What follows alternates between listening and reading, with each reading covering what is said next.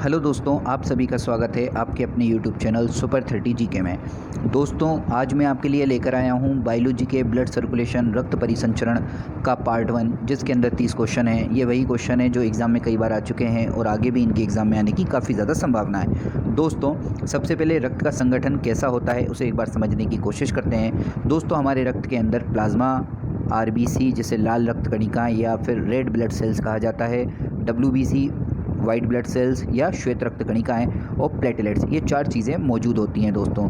ठीक है, एक आम इंसान के शरीर के अंदर जो शरीर का वज़न होता है उसका 7% तक ब्लड पाया जाता है दोस्तों, ये आपको याद रखना है। चलिए आगे बढ़ते हैं। दोस्तों, रक्त का जो संगठन होता है उसके अंदर एक वयस्क मानव के अंदर 5 से 6 लीटर तक ब्लड पाया जाता है और ब्लड का जो पीएच होता है वो 7.4 होता है दोस्तों हमारा ब्लड जो है उसके अंदर 2 भाग होते हैं। एक होता है प्लाज्मा जो 55% होता है, एक होता है रक्त कोशिकाएँ जो कि 45% तक होती हैं दोस्तों सबसे पहले हम प्लाज्मा को देखते हैं। दोस्तों, प्लाज्मा का जो कार्य होता है वो ये होता है कि ये जो पचा हुआ भोजन होता है हमारे शरीर के अंदर और जो हार्मोन होते हैं उन्हें शरीर में एक जगह से दूसरी जगह तक ले जाना, जिसे संवहन कहते हैं। शरीर के अंदर जो संवहन होता है हार्मोन और पचे हुए भोजन का, वो किसकी वजह से होता है? वो प्लाज्मा की वजह से होता है, ये आपको याद रखना है। दोस्तों, प्लाज्मा में जो है 90% तक जो है पानी पाया जाता है, 10% तक अन्य पदार्थ होते हैं जैसे खनिज लवण वगैरह ये सब। दोस्तों, अब बात करते हैं फाइब्रोजिनिन प्रोटीन की। दोस्तों, जब भी हमें लग जाती है, हमारा ब्लड निकलता है और ब्लड जो जमता है उसके पीछे जो रीज़न होता है वो होता है फाइब्रोजिनिन। ये ब्लड को जो है जमाने का कार्य करता है दोस्तों, रक्त का थक्का जमाने में, और ये जो ताप को नियंत्रित भी रखता है, घाव को भरने में मदद भी करता है दोस्तों इसके साथ में होता है एक और प्रोटीन, वो होता है हेपेरिन। हेपेरिन का जो कार्य होता है वो ब्लड को पतला रखना और ब्लड को जमने से रोकना, ये दोनों आपको याद रखना है दोस्तों अब बात करते हैं रक्त कोशिकाओं की। दोस्तों, ये हमारे शरीर में जो ब्लड होता है उसका 45% जो भाग होता है वो रक्त कोशिकाएं होती हैं दोस्तों। इसके अंदर 3 चीज़ें मौजूद होती हैं, एक होती हैं आरबीसी, एक होता है डब्ल्यूबीसी, एक होता है प्लेटलेट्स। अब दोस्तों हम इन तीनों को अलग अलग करके एक एक करके समझने की कोशिश करते हैं दोस्तों सबसे पहले आरबीसी, डब्ल्यूबीसी, प्लेटलेट्स दिखने में कैसी होती हैं ये आप देख सकते हैं, आपके सामने मौजूद हैं। ठीक है, चलिए आगे बढ़ते हैं। दोस्तों, आरबीसी जो है उसे रेड ब्लड सेल्स या फिर लाल रक्त कणिकाएँ कहते हैं। दोस्तों, इसका जो हमारे शरीर में जो है ये 90% तक पाई जाती हैं ब्लड के अंदर। ठीक है, इसका जो जीवन काल होता है वो 120 दिन तक होता है दोस्तों।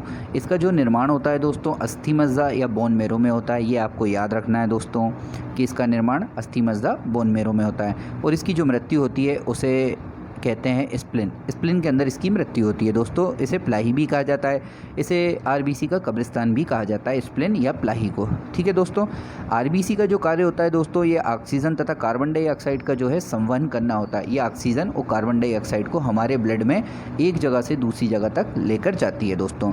आरबीसी का जो रंग है लाल, वो हीमोग्लोबिन जो प्रोटीन है उसकी वजह से होता है दोस्तों, ये भी आपको याद रखना है।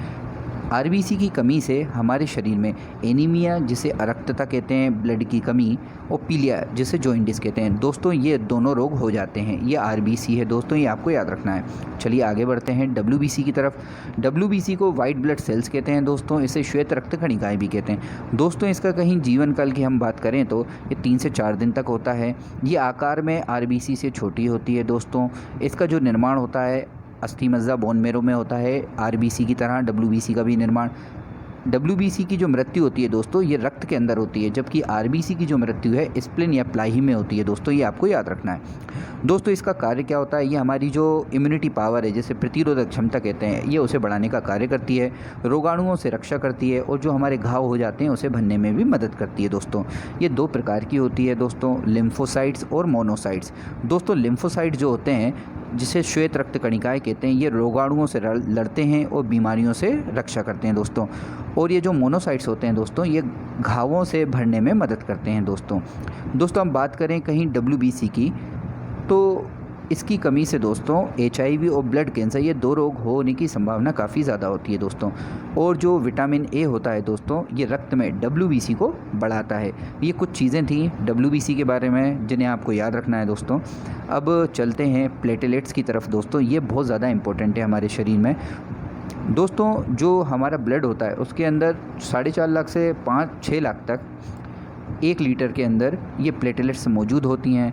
इसका कार्य जो होता है, शरीर का जो भी भाग कट जाता है वहाँ पे रक्त का जो बहाव होता है उसे रोकने में यह मदद करती हैं दोस्तों प्लेटलेट्स जो है चिकनगुनिया और डेंगू जैसी जो बीमारियाँ हो जाती हैं उसमें एकदम कम हो जाती हैं। जब भी हमें डेंगू या फिर चिकनगुनिया होता है तो उसका जो जाँच होती है उसके अंदर सबसे पहले प्लेटलेट्स की ही जाँच की जाती है दोस्तों ये प्लेटलेट्स थी जिन्हें आपको याद रखना है दोस्तों। अब बात करते हैं रक्त परिसंचरण तंत्र की। दोस्तों हमारे शरीर के अंदर रक्त का जो परिसंचरण होता है वो धमनी और शिराओं के माध्यम से होता है दोस्तों धमनी में आपको ये याद रखना है कि धमनी मतलब दिल से लेकर शरीर के सभी भागों तक जो ब्लड पहुंचाएगी वो धमनी पहुंचाएगी, और जो शिरा होती है ये शरीर के सभी भागों से जो ब्लड है वो दिल तक लेके आएगी दोस्तों। ये दोनों को आपको याद रखना है, इन दोनों का अंतर। दोस्तों धमनी जो होती है यह शुद्ध रक्त जो होता है, ऑक्सीजन युक्त रक्त जो कि दिल से जाता है पूरे शरीर के अंदर, ये उसे लेकर जाती है दोस्तों। और ये जो अपवाद है इसके अंदर पल्मोनरी धमनी है, या अशुद्ध रक्त को शरीर के भागों से लेकर फेफड़ों तक या फिर लंग्स तक लेकर आती है दोस्तों। शरीर के अंदर जो शिराएं होती हैं ये अशुद्ध रक्त जो होता है उसे शरीर के सभी भागों से लंग्स तक लेकर आती है दोस्तों। अपवाद है पल्मोनरी धमनी, ये शुद्ध रक्त जो है लंग्स तक या हृदय तक लेकर आती है दोस्तों। ये सब चीज़ें आपको याद रखना है। अब हम चलते हैं क्वेश्चंस की तरफ। जो 30 इंपॉर्टेंट क्वेश्चन हैं जो कई बार एग्ज़ाम में पूछे जा चुके हैं उन्हें हम अब सोल्व करने की कोशिश करते हैं ठीक है दोस्तों। चलते हैं पहले क्वेश्चन की तरफ। पहला क्वेश्चन है दोस्तों, रक्त के शुद्धिकरण की प्रक्रिया को क्या कहते हैं? जो हमारा रक्त शुद्ध होता है उसे क्या कहते हैं दोस्तों? ये बहुत इजी क्वेश्चन है, आपको पता होगा। जो डायलिसिस की प्रोसेस होती है उसके अंदर हमारा रक्त जो है वो शुद्ध होता है, ये आपको पता ही होगा। ठीक है, चलिए आगे बढ़ते हैं दूसरे क्वेश्चन की तरफ। ल्यूकेमिया या रक्त कैंसर का लक्षण निम्न में से किसमें असामान्य वृद्धि है? दोस्तों जो हमें ल्यूकेमिया होता है जिसे रक्त कैंसर कहते हैं वो किसकी वजह से होता है, मतलब क्या चीज़ है जो बढ़ जाती है जिसकी वजह से होता है? दोस्तों ये आपको याद रखना है, वाइट ब्लड सेल जिसे श्वेत रक्त कणिकाएं कहते हैं, जब इनकी वृद्धि असामान्य तौर पर हो जाती है तो हमें ब्लड कैंसर या फिर ल्यूकेमिया हो जाता है दोस्तों। ठीक है, चलिए आगे बढ़ते हैं। तीसरा क्वेश्चन है दोस्तों, लब और डब शब्द निम्नलिखित में से किससे संबंधित हैं? आंखें, हृदय, दांत, किडनी। दोस्तों लब और डब शब्द जो है हमारे शरीर के अंदर हृदय से संबंधित है दोस्तों। ठीक है, ये आपको याद रखना है। चौथा क्वेश्चन है दोस्तों, बहुत आसान क्वेश्चन है दोस्तों ये वाला।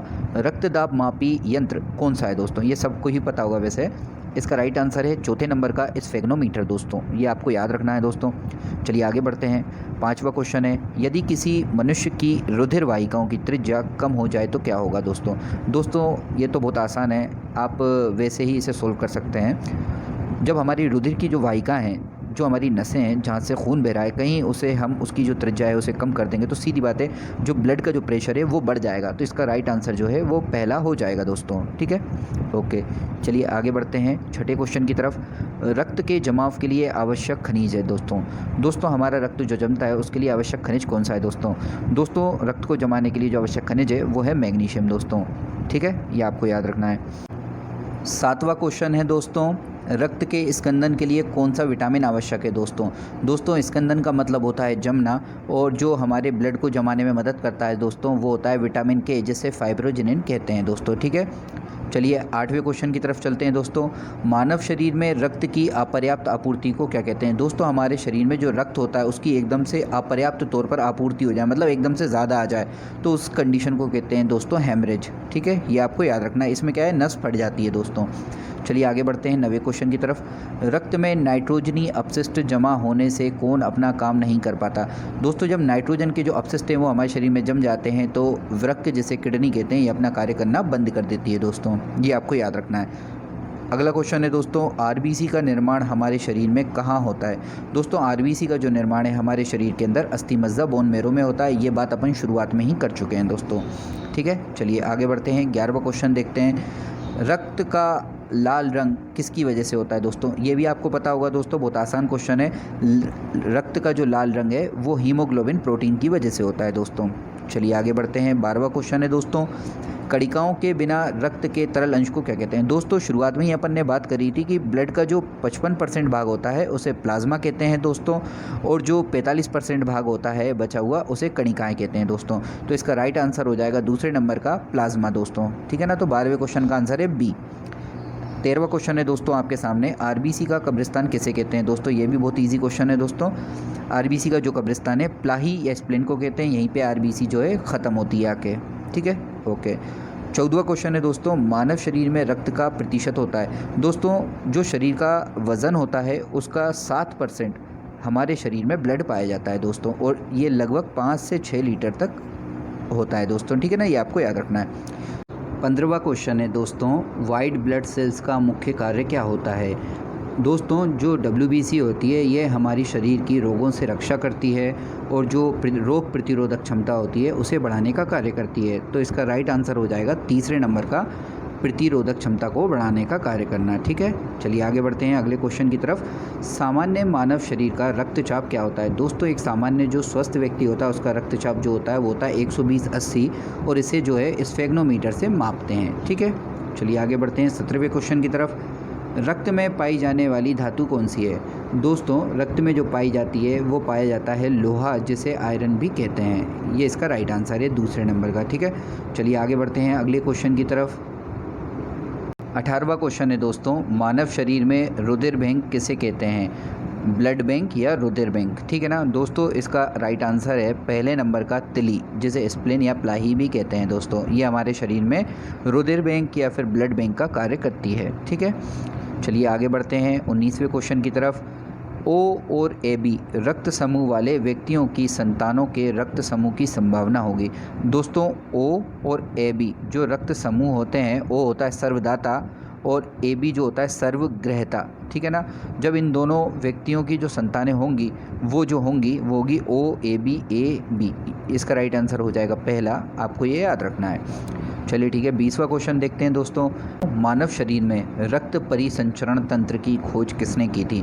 जो रक्त का जो परिसंचरण तंत्र है इसकी खोज जो की थी दोस्तों वो करी थी विलियम हार्वे ने। इसका राइट आंसर हो जाएगा दूसरे नंबर का दोस्तों, ठीक है।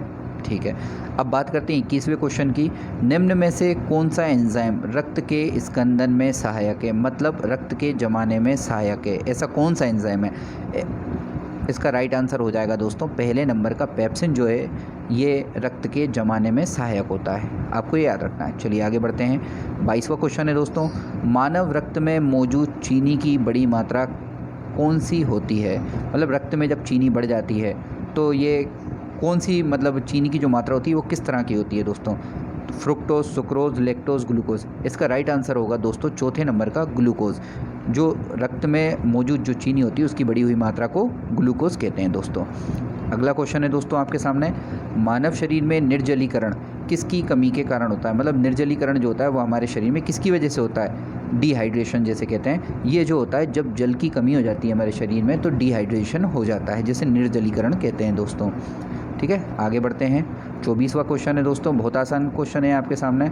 निम्नलिखित में से किसे RBC के कब्रिस्तान के रूप में जाना जाता है। दोस्तों प्लाही स्प्लेन जिसे कहते हैं यही RBC का कब्रिस्तान है, यहीं पे RBC जो है दफन होती है जाकर मरने के बाद, ठीक है। ओके चलिए ठीक है 25वां क्वेश्चन देखते हैं दोस्तों। एक सेम के आकार का अंग हमारे शरीर में क्या है, ये तो आपको पता ही होगा। किडनी जो है इसका आकार जो है सेम के आकार का है दोस्तों, ठीक है। चलिए ठीक है आगे बढ़ते हैं। किडनी में रक्त कहाँ पर स्वच्छ होता है दोस्तों। किडनी जो है उसके अंदर रक्त जो है वो कहाँ पर प्यूरीफाई होता है, फिल्टर होता है दोस्तों। तो किडनी के अंदर जो बोमन का कैप्सूल होता है यहाँ पर है, ब्लड जो है शुद्ध होता है दोस्तों, ये आपको याद रखना है। चलिए ठीक है आगे बढ़ते हैं 27वें क्वेश्चन की तरफ। धमनियों व शिराओं सहित रक्त परिसंचरण तंत्र का अध्ययन विज्ञान की कौन सी शाखा के तहत होता है दोस्तों। Myology, oncology, haematology, angiology. दोस्तों धमनियों और शिराओं का जो रक्त परिसंचरण तंत्र का अध्ययन जो है हमारे वो होता है एंजियोलॉजी, जो होती है विज्ञान की शाखा उसके अंदर होता है, ये आपको याद रखना है दोस्तों। चलिए बढ़ते हैं अगले क्वेश्चन की तरफ। पुरुषों में RBC की संख्या कितनी होती है। दोस्तों पुरुषों में जो RBC की संख्या होती है वो होती है 5 मिलियन, ठीक है ना, ये आपको याद रखना है। 29वां क्वेश्चन है दोस्तों। रक्त वाहिकाओं में रक्त का थक्का किसकी उपस्थिति के कारण नहीं बन पाता। दोस्तों हमारी जो रक्त वाहिका होती हैं उसके अंदर रक्त का थक्का जो है किसके कारण नहीं बन पाता। दोस्तों ये जो थ्रोम्बिन होता है इसकी वजह से हमारे रक्त के अंदर रक्त का थक्का नहीं जमता है रक्त वाहिकाओं में, ये आपको याद रखना है। इसका राइट आंसर हो जाएगा थ्रोम्बिन, ठीक है। चलिए आगे बढ़ते हैं आखिरी क्वेश्चन की तरफ। हमारे शरीर में किन कोशिकाओं को लोकप्रिय ढंग में मानव शरीर के सैनिक कहा जाता है। मानव शरीर के सैनिक से मतलब है जो रक्षा करे। दोस्तों, हमारे शरीर में जो वाइट ब्लड सेल्स होती हैं, जिसे सफ़ेद रक्त कोशिकाएं कहते हैं, ये हमारे शरीर की हर बीमारी से रक्षा करती हैं और इन्हें मानव शरीर का सैनिक कहा जाता है। इसका राइट आंसर हो जाएगा पहले नंबर का। दोस्तों, ये थे 30 क्वेश्चन जो कई बार एग्जाम में पूछे जा चुके हैं। आगे भी इनके एग्जाम में आने की काफ़ी ज़्यादा संभावना है। इसी तरह की इंटरेस्टिंग वीडियो के लिए आप हमारे चैनल को सब्सक्राइब करें, वीडियो को लाइक करें, शेयर करें। मैं आपके लिए इसी तरह की वीडियो लाता रहूँगा। मिलते हैं नेक्स्ट वीडियो में। धन्यवाद।